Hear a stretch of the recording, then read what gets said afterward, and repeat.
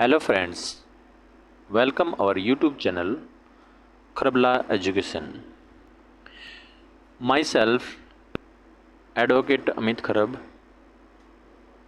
और मैं आज आपको ट्रांसफ़र ऑफ प्रॉपर्टी एक्ट पढ़ाने जा रहा हूँ।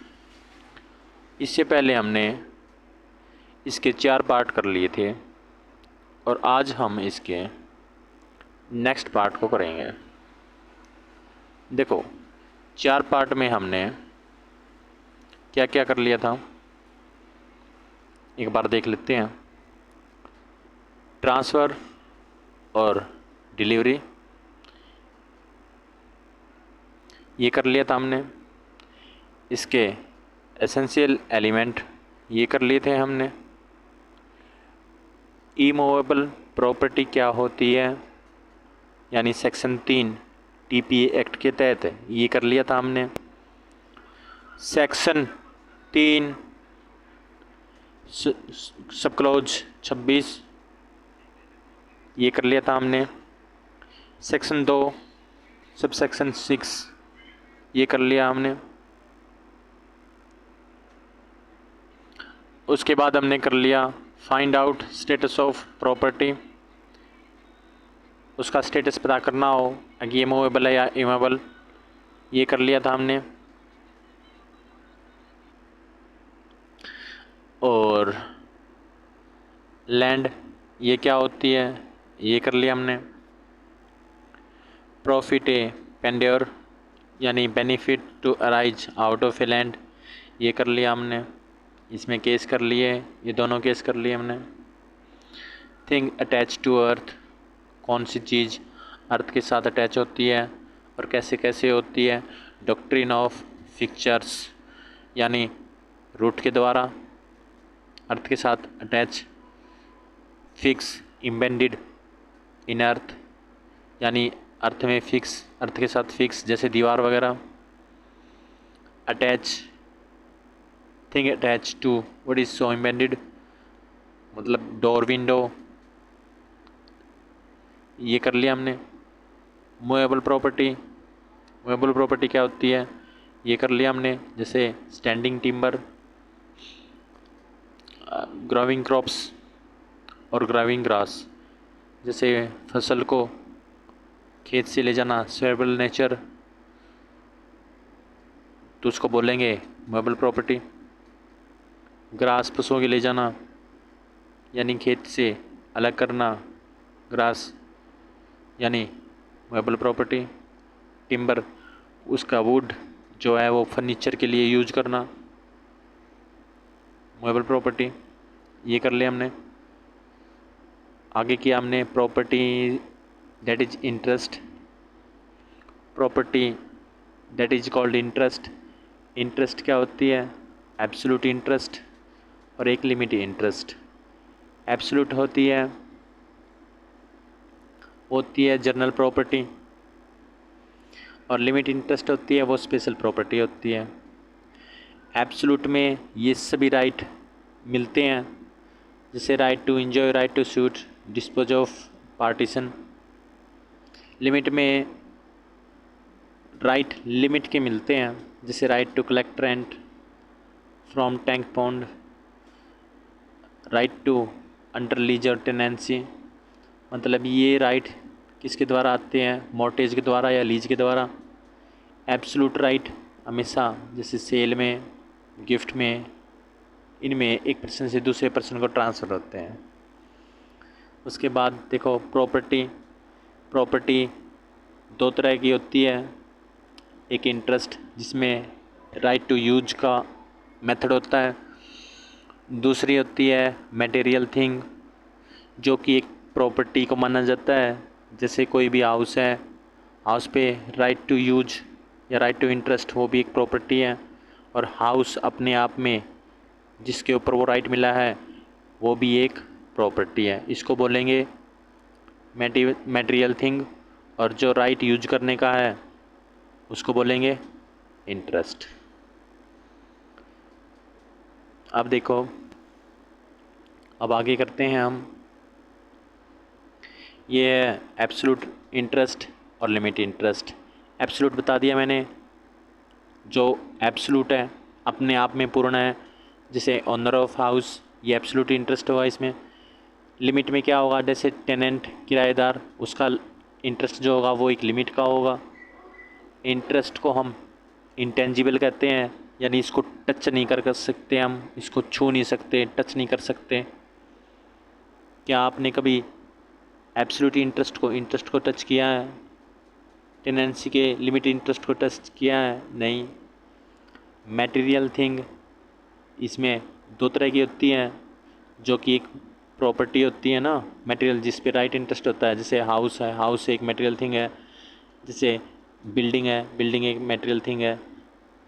ठीक है, तो इसमें दो तरह की होती हैं मटेरियल थिंग, मूवेबल और इमूवेबल। मूवेबल में आ गई कार, इमूवेबल में आ गए हाउस। क्या इसको टच कर सकते हैं? कार को टच कर सकते हैं, हाउस को टच कर सकते हैं, दैट इज टेंजिबल। ठीक है, आगे हम करते हैं डिफरेंस बिटवीन इमूवेबल और मूवेबल प्रॉपर्टी। देखो, इमूवेबल प्रॉपर्टी क्या होती है, मैंने बता दिया सेक्शन 3 में जनरल क्लोज में क्या दे रखा है, और सेक्शन 2 सबसेक्शन 6 रजिस्ट्रेशन एक्ट, इसमें बताया है इंक्लूड लैंड, क्योंकि हम इमूवेबल की बात कर रहे हैं। Land benefit to arise out of a land thing attach to land, ये सभी क्या होगी, ये इमूवेबल होंगी। मूवेबल में आएगी section 2 sales of wood act, जिसमें stocks, shares, growing crops, grass thing attach to earth which is to be served before sale, मतलब जिसको सेल के लिए उसको ज़मीन से अलग किया जा सके, उसको बोलेंगे मूवेबल प्रॉपर्टी। यानी अगर कोई भी चीज़, वस्तु जो ज़मीन से अलग हो सकती है सेल के लिए, कोई भी चीज़, कोई भी वस्तु जो ज़मीन से अलग होती है सेल के लिए, उसको बोलेंगे मूवेबल, और जो अलग नहीं हो रही हो उसको बोलेंगे इमूवेबल। ठीक है, अब आगे देखो, दूसरा पॉइंट है, दूसरा पॉइंट कह रहा है हमें the thing which is attach to land for a permanent benefit, जो एक परमानेंट, देखो यहाँ पे क्या था, यहाँ पे अटैच टू लैंड था, किसके लिए, जो नॉट सेवरेबल की हो, जिसको अलग ना किया जा सके। दूसरा है परमानेंट अटैच होनी चाहिए, और इसमें बोल रहा है मूवेबल में which is not attach to permanent benefit, जो परमानेंट बेनिफिट ना हो उसको बोलेंगे मूवेबल। इसमें देखो benefits arise out of a land, ठीक है, जो लैंड से बेनिफिट मिल रहे हैं, जैसे hereditary allowance, right to way, features, right to collect rent, profits, ये सभी किससे मिल रहे हैं, ये मिल रहे हैं इमूवेबल प्रॉपर्टी से। तो हमने इससे पहले पढ़ा था, अगर कोई भी राइट हमें इमूवेबल प्रॉपर्टी से मिले तो हम उसको क्या बोलेंगे, इमूवेबल प्रॉपर्टी। देखो हमने किया था ये स्टेटस में किया था, अगर कोई भी राइट हमें इमूवेबल प्रॉपर्टी से मिले, उसको चेक करने के लिए स्टेटस कि एक ये मूवेबल प्रॉपर्टी है या इमूवेबल प्रॉपर्टी है। तो कोई भी राइट हमें इमूवेबल प्रॉपर्टी से मिलता है तो हम उसको इमूवेबल प्रॉपर्टी बोलते हैं, और कोई भी राइट हमें जो मूवेबल प्रॉपर्टी से मिलता है हम उसको मूवेबल प्रॉपर्टी बोलेंगे। तो देखो इसमें क्या लिखा है आगे, इसमें लिखा है benefits rise out of a land, ठीक है, इसको सभी को क्या बोलेंगे, इमूवेबल बोलेंगे। इसमें लिखा है राइट टू वर्कशिप, पूजा करने का अधिकार, loyalty, a degree to sale of immovable, और government promissory notes, standing timber, growing crops और ग्रास, इन सभी को क्या बोलेंगे, मूवेबल प्रॉपर्टी।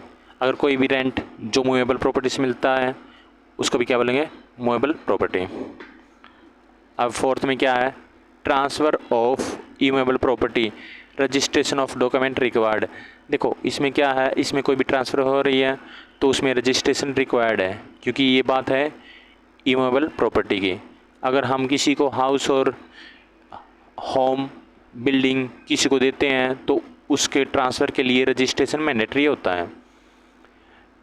और मूवेबल में क्या होता है, ट्रांसफ़र है नॉट मैंडेटरी, इसमें ज़रूरी नहीं है ट्रांसफ़र के टाइम, मतलब हो सकता है बट मैंडेटरी नहीं है, ठीक है, मूवेबल के टाइम।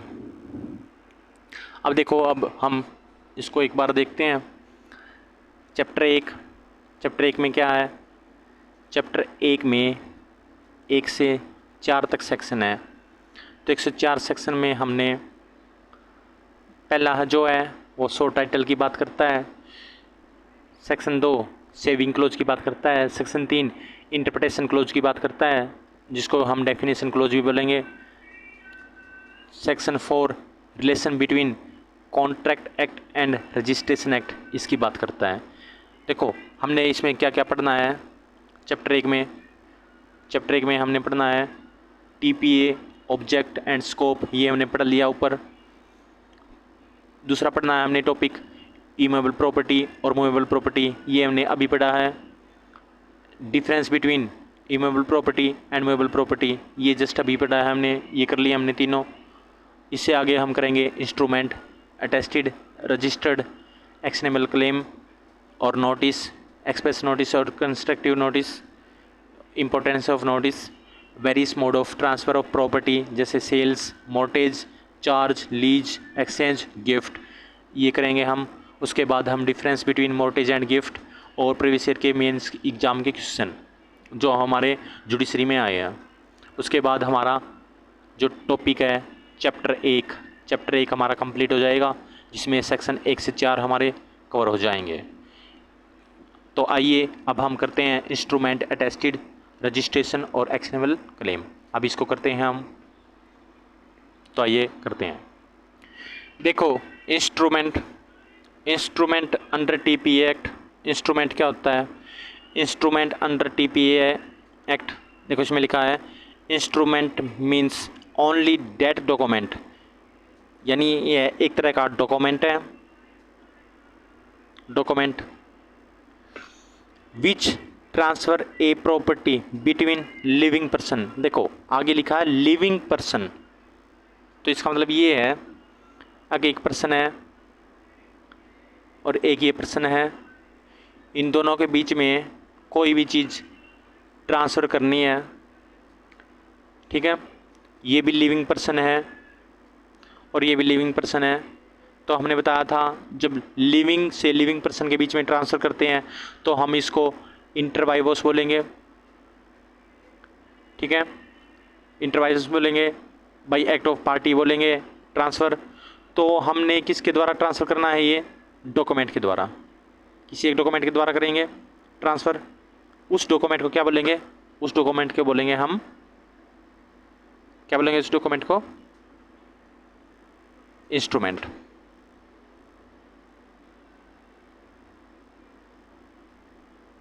इंस्ट्रूमेंट जब कोई भी ट्रांसफ़र किसी डॉक्यूमेंट के द्वारा की जाए तो उस डॉक्यूमेंट को हम इंस्ट्रूमेंट बोलेंगे, ठीक है, यहाँ तक समझ में आ गया हमें। तो अब आगे करते हैं, देखिए एक बार,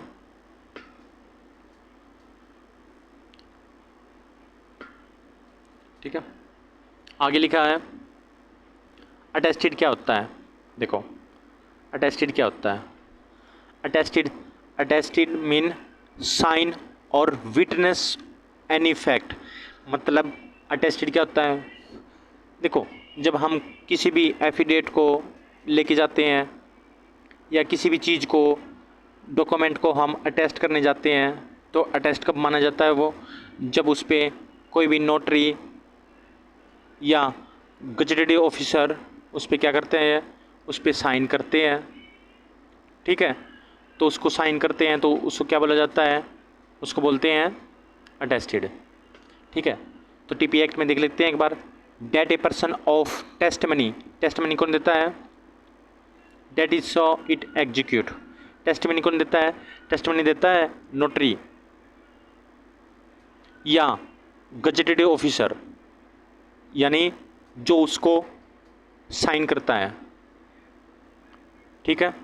तो इसमें यही लिखा है that a person of testimony, testimony मतलब उसकी trustworthy, of that fact that he saw it execute, उसने ये एग्जीक्यूट होते देखा है, तो वो जो टेस्टमनी देता है उसको बोलते हैं हम अटेस्टेड।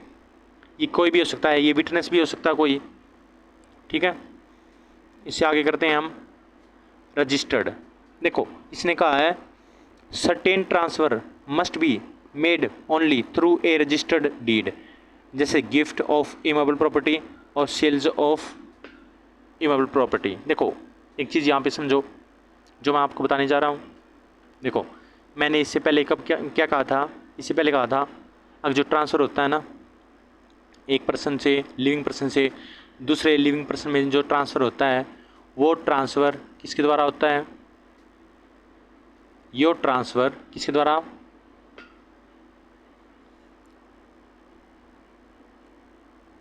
डॉक्यूमेंट के द्वारा, ठीक है। इस डॉक्यूमेंट को क्या बोलेंगे, इंस्ट्रूमेंट, ठीक है। इस डॉक्यूमेंट को बोलेंगे हम इंस्ट्रूमेंट। अब इसने बोला है अब कुछ ट्रांसफ़र है वो एक डॉक्यूमेंट के द्वारा तो हो रहे हैं सभी ट्रांसफ़र, उन डॉक्यूमेंट को क्या करवाना है, रजिस्टर्ड करवाना है। रजिस्टर्ड मैंडेटरी होता है उनमें, ठीक है, रजिस्टर्ड मैंडेटरी। और ये मोस्टली किन केस में होता है, इमूवेबल प्रॉपर्टी के मैटर में, ठीक है। तो उनको क्या बोलेंगे, उनको बोलेंगे हम रजिस्टर्ड डॉक्यूमेंट, यानी रजिस्टर्ड, यानी कोई भी ट्रांसफ़र जिसमें रजिस्ट्रेशन मैंडेटरी हो या थ्रू रजिस्टर्ड हो उसको बोलेंगे हम रजिस्टर्ड। अब देखो आगे लिखा है एक्शनेबल क्लेम।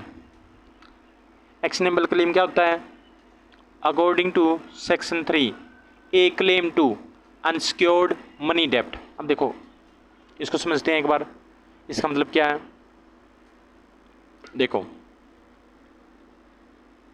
मैं आपको एक बार बता देता हूँ,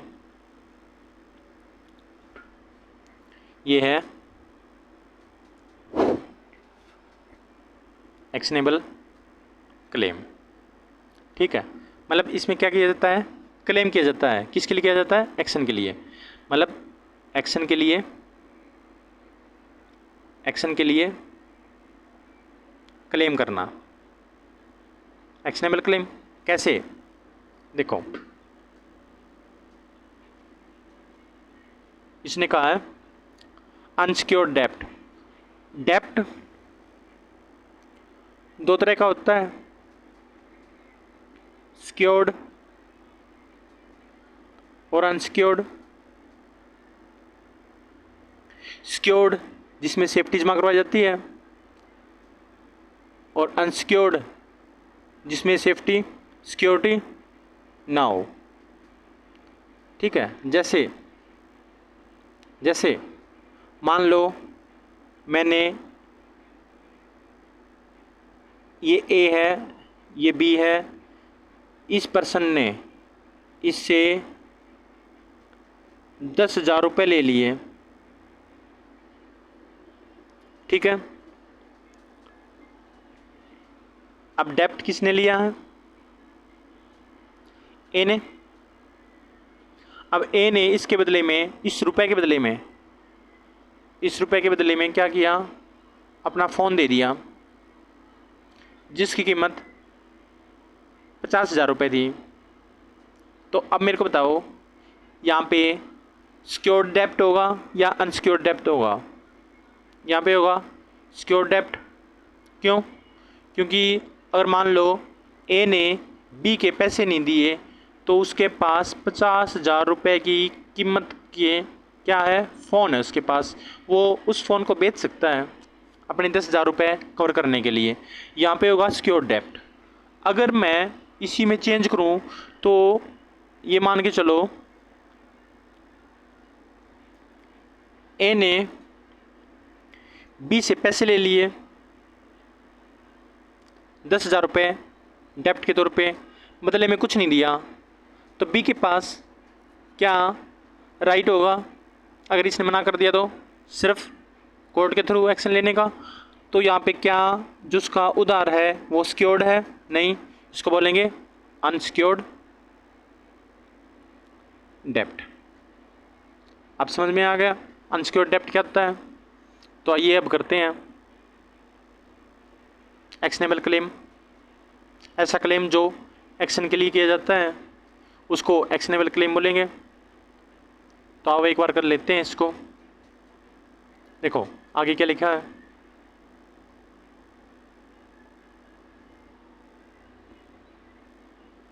देखो आगे लिखा है अनसिक्योर्ड मनी डेप्ट, ठीक है, मनी के रिगार्डिंग है ये। ए क्लेम टू अनसिक्योर्ड डेप्ट, यानी अनसिक्योर्ड मनी के रिगार्डिंग कोई भी क्लेम किया जाए उसको एक्शनेबल क्लेम बोलेंगे। दूसरा, a claim to beneficial interest in movable property.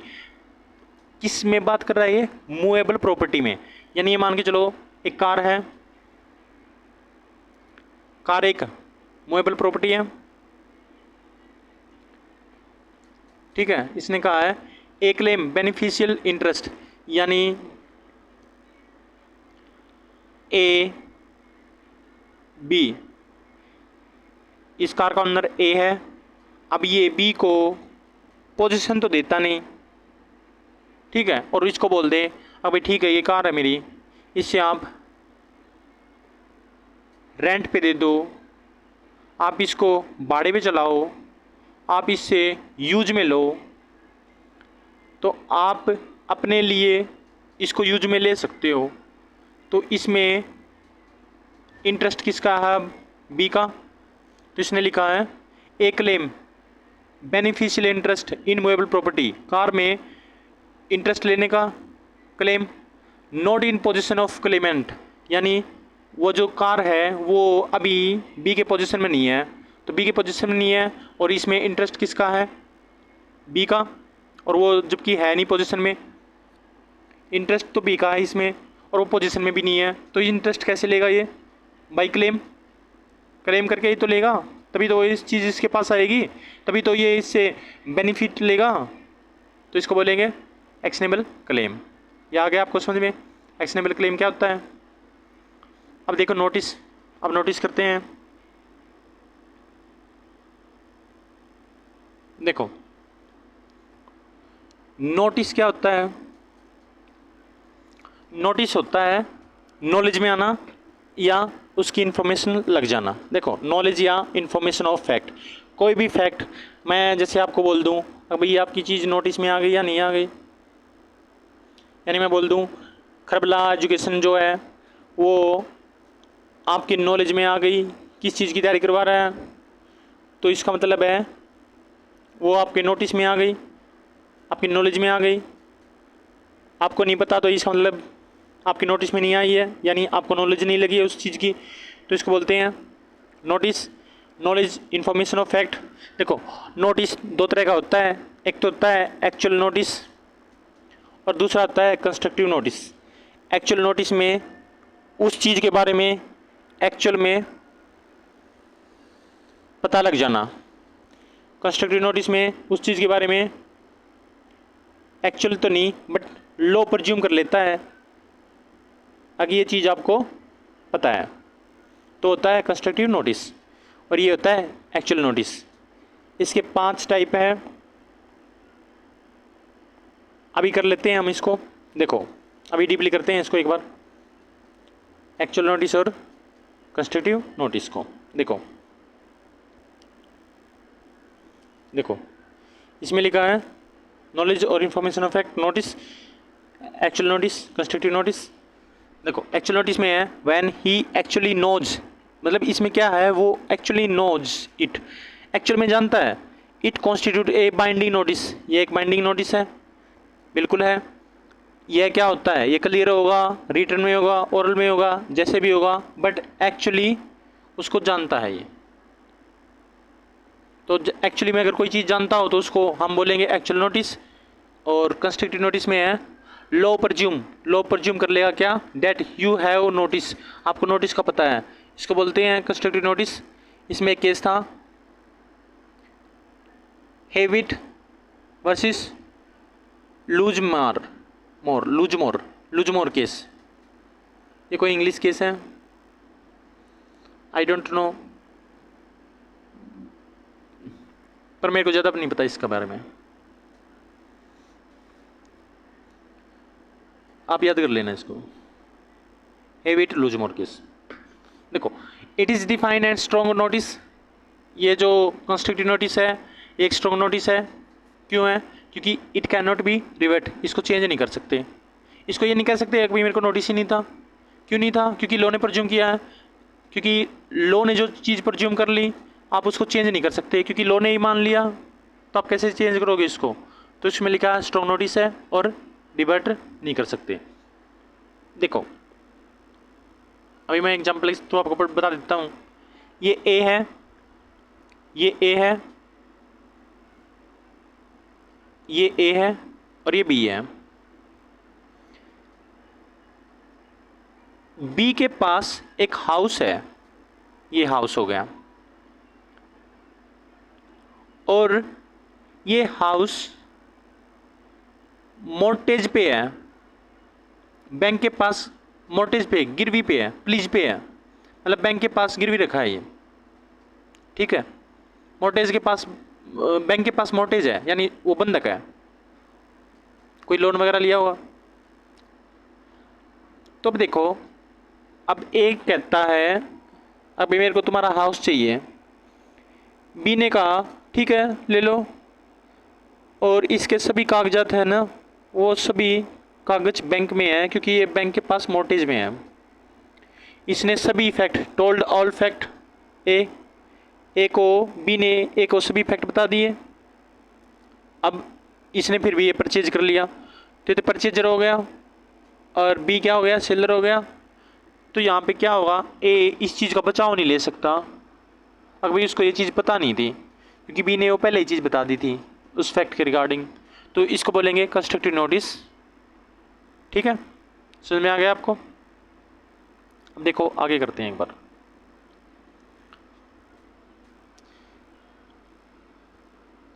ये ज़्यादा बड़ा नहीं हो जाएगा?